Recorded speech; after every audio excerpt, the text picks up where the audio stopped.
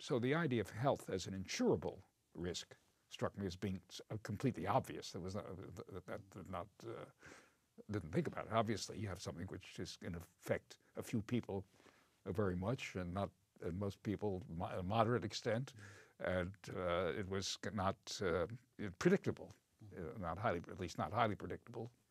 So it's actually an ideal example of insurance. And one of the questions was, why wasn't there more extensive insurance already? It's pretty obvious question.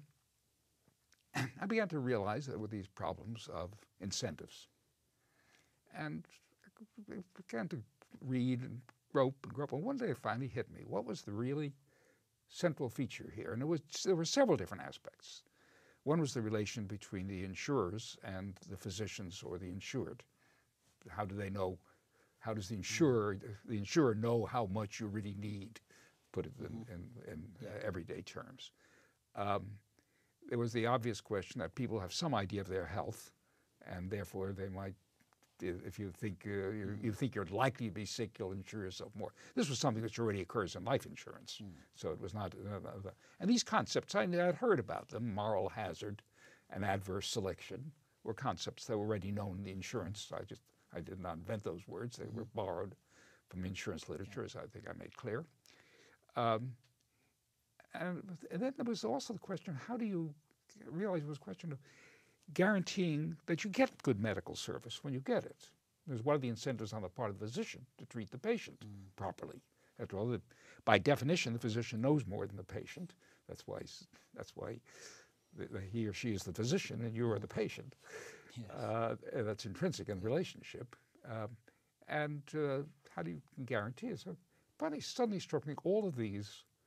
It just hit me one day after reading and pondering and starting to write a rather routine examination, trying to bring the modern theory of risk-bearing into the picture.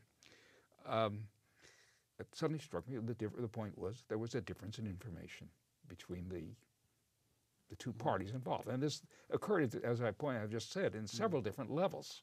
So the medical system was rife with this.